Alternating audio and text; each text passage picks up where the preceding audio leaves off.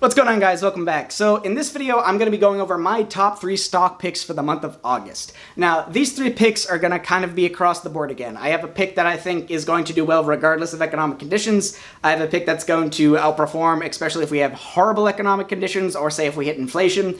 If you didn't check out my gold video, I did talk about how hitting an inflationary environment was likely. It's definitely not, a case. I'm not trying to foreshadow that or say that I know that that's going to be happening, but I personally do think, and also Ray Dalio thinks, that it is more likely or not that we're going to be hitting an inflationary environment. So if you didn't check out that video, make sure to check it out. And then my last pick is going to be, just a generic growth company that I think too much of its future growth is being, discounted, not accredited for the company, and I think a lot of people think that it's years behind it, but I think it'll continue to grow into the future for years to come. So if you guys are interested in any of that, make sure to hit that like button, hit that subscribe button, and without further ado, let's get in the video.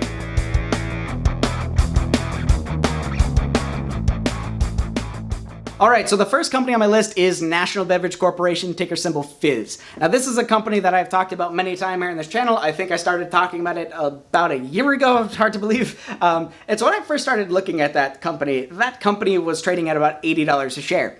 And now if you look at the stock price, that company's trading at about $40 a share. So you might look at like, what happened? When you look at a company like National Beverage Corporation, it has been an absolute bloodbath in the past couple of months. And a lot of that has to do with earnings contraction, revenue contraction, net income contraction, and then also Bubbly, aka Pepsi, entering into this space and starting to really take away market share. Now, what you noticed about in this space in terms of the market share is that when Bubbly first came out, Bubbly was actually cheaper than LaCroix was. Pepsi was, cutting down their margins, pumping a lot of money into marketing to get as many people to try out Bubbly as possible. But now, as I've noticed over the past couple of months, is that if you go into the supermarket and you go to buy, say a 3 packs of LaCroix versus 3 packs of Bubbly, they are the same price, or LaCroix is actually cheaper. Bubbly has actually slowly raised its price ever since they did their initial launch. And so that kind of, views me as that Bubbly is no longer going to be that like, oh my god, it's cheaper, it looks cool, let me go buy it. So now I think that both brands are kind of on the level playing field. So now it's all going to decide on that consumer brand loyalty on, which one outperforms for the years to come. Now, if you take a look at this space in general, the sparkling water space has been growing at, over a 12% compound annual growth rate and is expected to do so again over the next 4 years. And that's just kind of, when you take a look around you, the majority of people are cutting back on the amount of soda they consume. Obviously, people are not giving up soda, but, it's been a growing concern for Pepsi and for Coke for years that not as many people are drinking soda as they once were. It kind of topped off in the 90s, and then it's been in a slow decline ever since. And, kind of replacing that for that carbonated fix has been sparkling water. And LaCroix is the dominant player in this market, and I think they will continue to do that because at the end of the day, as an avid sparkling water drinker, LaCroix just has a better product than the majority of places. So the thing that I thought about with Bubbly and how Bubbly could be a really competitive player would be that when Bubbly came in, and Bubbly was like almost $1 cheaper when you buy 3 packs together versus LaCroix. But now it's either at the same price or more expensive, and in my opinion, it's an inferior product. So I personally do not think that it's going to be that, gaining as much market share as it has been in the past when Pepsi first did its launch. I highly doubt that that is going to continue, at least in that level of swing. But, other things that are going on with the company is that they have been, victim of pretty BS lawsuits, in my opinion. So I looked into this lawsuit a while ago, and it kind of got brushed under the radar for a while, but then started to resurface again, and now the CEO is actually talking about how big of a deal this was. A small law firm in, I think it was Missouri or Arkansas, one of the southern states, I'll link to it here and kind of show you a picture of it. They kind of said that, LaCroix isn't natural. LaCroix is using pesticide ingredients in their bottling and in their manufacturing. So they need to be stripped of their title. And so when you look into that, when you actually look into the ingredients that they're talking about, that would be it. One of them, I believe, was rooted from a flower. Like it was a flower extract or essence. And it was used, in pesticides to give it a different smell. And in LaCroix, I imagine, even if it's in there, it's still not conclusive if it's in there or not. I imagine it's still also just a scent. This was a really BS lawsuit that came out, in my opinion, that was just a smear campaign, and they probably were looking for hush money, because again, when I looked into it, I'm pretty sure this law firm was relatively small, so I don't think that they were a big name player, that there was class action lawsuits going against this. I think it was, people saw a growing company, they wanted to get some quick cash, They, started to look through possible ingredients that could be in it. They flagged it with something that is poison, something that's going for an all-natural appeal. So obviously a company doesn't want to see that. And I think LaCroix just kind of was at, wit's end and started to just have to deal with this. A lot of people started to associate it with, in my personal life, that a lot of people thought LaCroix was unhealthy for a short period of time. But then, thankfully, because I'm related to scientists, I kind of like showed them the article. And I was like, hey, I know you don't really focus in on this stuff, but can you tell me if this just seems like BS? And every single person that, works, with chemicals, whether they're, a chemist or, they're just a biologist, they all kind of looked at it and they were like, I don't see any real reason as to why that would be a thing. So I'm going to be taking, their word for it. That's obviously unbiased, me getting it to them, but it's very biased, me giving it to you. So again, take that with a grain of salt. But I'm going to be taking their word for it with the fact that this lawsuit is eventually going to pass and it's going to just kind of, be brushed on the rug. So now when you take a step back and you look at LaCroix, currently it's trading as if, it's going to have zero growth. So as I'll show here, based off my discounted cash flow model, people are expecting very slow growth out of LaCroix over the next 4+ years. And, looking back into what type of growth it was having before all this stuff started to happen, I just don't buy it. Even if you only give LaCroix 50% of the growth it was experiencing over the past couple of years, LaCroix is still currently majorly undervalued. So that's why I think it is definitely worth to put on your watch list for the month of August. Now, the next company I wanted to go over is Altria. Now, Altria has been a company that I've talked about many a time here on this channel. I've done a full Altria analysis on it if you want to check it out here. And so Altria, it's kind of in a really interesting spot, in my opinion. So we came out with Philip Morris came out a couple of days ago and talked about how they're actually going to be bumping what they expect revenue and earnings and everything like that to be like. And the stock jumped almost 10% in a day. And it kind of started to lift up the other sin stocks in the area, just kind of based off that news. And in my opinion, Altria is in a very diverse level of sin that will be kind of going out through it. So if you look at Altria, just as a top-down view, Altria is one of the world's largest cigarette manufacturers in the world. They have they have 10% of ticker symbol Bud, so Anheuser-Busch. They own 35% of the Juul company, and they own 35% of Kronos Group. And both of those positions with Kronos, I believe it can go up to 55%. And then I believe with Juul, they have the right to buy up to 45%. And so both of those companies, I think, are, opportunities down the line that will allow Altria to re-stimulate growth if needed, if, the generic smoking space really starts to tank over the coming years. But the smoking space has been in decline since, I believe, the 70s. And none of these companies, as you can see here, none of the, the sin stocks have really been hit that hard doing that. And that's largely due to the fact that what I've talked about many times here on this channel is that these companies have pricing power and they pay a lot of money in dividends. It takes about a penny to make a cigarette and you sell it for a couple dollars. They have some of the highest profit margins in the stock market.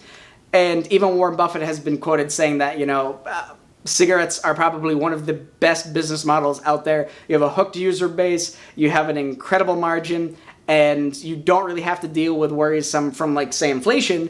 And so like what I talked about in my last video talking about how the possibility of us going into an inflationary environment, companies that pay dividends and then companies that also have a lot of pricing power, Altria being both, do fairly well and outperform the overall market when you hit an inflationary environment because, if wages start to go up, if the dollar starts to devalue, they can bump prices. If that starts to happen and their investor starts to their buying power of their cash starts to go down, they start to bump their dividend because they're getting more dollars in. So the dividend growth should outpace the inflation growth. So if you own shares, if you're a partial owner of Altria, your money should actually be doing just fine in an inflationary environment as opposed to a company like a tech stock or something that doesn't pay a dividend or something that doesn't have that type of a pricing power. But obviously, as you can see here, this stock has gone through the ringer over the past year and it has been hammered and continues to get hammered. But at this point in time, as you can see here on this spreadsheet, I definitely think that right now is, I don't want to call it the bottom, but I definitely think it's pretty close to that. The amount of growth that people are expecting Altria to lose, or I should say the amount of decline in growth that people are expecting out of Altria is kind of absurd in my opinion. So if you can see here, unless I have the most bearish possible scenario for Altria, Altria shares are undervalued, currently yielding over 6.5%. And its peers like say BTI and PM and pretty much every other major player in this space, they're all trading with a pretty hefty dividend. It's a pretty safe dividend, but the market just hates the space right now. And so that's why I definitely think that you should really be keeping an eye on this entire space in general. I think Altria is the strongest of the space personally, but I definitely think that you should be paying attention to the space, especially if you think that we are heading for an inflationary environment. The fact that Altria is exposed to Juul and Kronos Group, with either one of those levers, if they really take off, are just massive growth opportunities for them in the future. Just kind of icings on the cake. If you look at, like, say, the Juul product, making those pods that they sell, 4-pack for like $17, I can guarantee you in bulk is cheaper than building cigarettes. Making that type of solution that you vape is pennies, for like a gallon if you're doing it in bulk. So I definitely think that, Altria is going to be able to pull any lever it wants to in the future to maintain its dividend, maintain its, at least flatlined growth. I don't think it's going to, drop through the floor in terms of revenue. And that's one of the reasons why I think that this company is drastically undervalued to the market. And now the last company on my list is Intel, ticker symbol INTC. Now this company, you guys know I've been beating it like a dead horse on my stocks to buy, off and on. And that is because this stock goes through so much volatility for a relatively stable company. I just don't get it. Now, obviously, this is a cyclical space, and for those of you that don't know, Intel is the by far #1 CPU manufacturer in the world. They are in 90% of the server market, and they are in over 80% of the consumer desktop market. And this company, has, kind of had a perfect storm go against it, and it's allowed its competitors, say AMD, to really balloon over the past couple of years. But I will say, and I've been saying it time and time and time again, as you can see here, since I brought out my last time that I was talking about buying Intel, Intel has already recovered from, low 40s to now it's low 50s. The company's been supporting a 2.5% to 3% dividend yield, depending on when you've bought it. This company generates a lot of free cash flow, which is something you cannot say for its main competitor, AMD. And Intel has finally started to, kind of really figure out and get its life together in terms of what next product line it's going to be having. However, their new 10nm CPUs that are what everybody's expecting to be the major growth bump for this company are still not expected, the back half of 2020 to the first half of 2021, which is a big, that's a big FU essentially to investors because people have been waiting for it. Intel was extremely ambitious with what they wanted to do in terms of when they initially tried to switch to the 10nm node because they were essentially going to do a doubling of performance, but that just didn't happen because it was physically not possible for their engineers to make that, which allowed AMD to kind of swoop in, outsourcing all of their fab work to TSM. And, they were just kind of, it was a perfect storm. AMD comes in, they start outsourcing, they start pumping in a new architecture, and Intel can't get their life together, and they keep refreshing and refreshing and refreshing their old line. So that has just kind of, really been the worst possible scenario for the company. The company also had to deal with their CEO leaving due to misconduct with one of his employees, and the new CEO that kind of stepped in should definitely not have been the CEO. It was their CFO, did not want to be the CEO. They just couldn't find someone in time, so they just plugged him in the meantime, which is something as a shareholder I definitely didn't want to see. However, I am confident that Intel over the long term will still be the dominant big dog in the CPU space. But anyways, taking a look at the numbers, if you take a look at Intel currently, Intel is trading for just under a 12 PE right now. They're yielding over 2.5%. And then when you look at their main competitor, AMD, AMD's PE ratio is in the 90s. And they do not support a dividend. And now when I've talked about pricing out AMD here on this channel, and I've talked about what could be AMD's value in any type of number that is, say above $6 a share of what people use, they essentially are banking on the fact that AMD is going to be able to catch up to Intel in terms of margin, so their overall revenue and their overall cost. They are expecting to become equal to Intel. And now Intel's is, their profit margin is around 30%, 25 to 30% to 35%, depending on the quarter. But AMD currently loses money 9 out of 10 times. So there's a big gap that AMD has to overcome in order to be, justifiable for its current valuation, because everybody seems to be, valuing AMD based off the market share gains. However, Intel is just kind of sitting here and yeah, they're not making a lot of new products, But hey, they've been in this industry for a very long time. They have a lot of money in R&D. They have a lot of free cash flow, and they know how to make money. In terms of a product, AMD is hands down better right now for the end consumer. However, in terms of a business and something you would want to be a part of, in my opinion, that's still hands down Intel. Intel, has rewarded its shareholders time and time again through its dividend. It has, mustered through all of the major swings. It's gone through the financial crisis and, rebounded much quicker than AMD did. So I definitely think that if you're looking for the long term, Intel is the best semiconductor pick right now to buy. Not to mention the fact that since Intel is, going to really be, bringing out this new product line in, say, a year, Wall Street doesn't have that long of an attention span. So everybody is essentially saying that, okay, Intel's out of the count, I'll check back in about a year.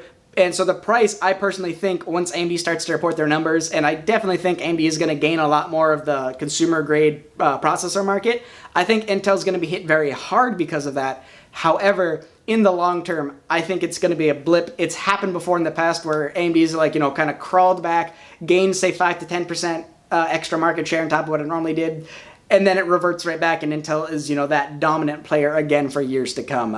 If you check around, like, say, 2012, the last time that AMD started to really innovate, it was just a quick blimp. And then Intel was the dominant player for years and years at a time. So that's one of the things that I just think, if you have a long-term time horizon, Intel's going to be hit compared to the other semiconductors in the short term. At least I think so. But in the long term, I think it's going to outperform them all. So if you have that stomach, you have that know-how in the space, and you also kind of agree with that thesis, I would definitely consider looking at Intel for an addition to your portfolio, because I think it's going to return a lot of alpha, and I think it's at a very attractive price right now.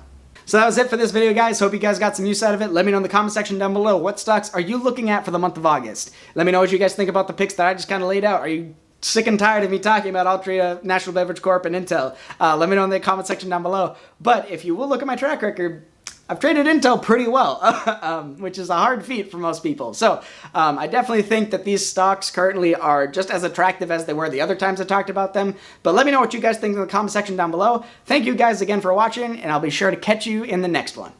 Peace.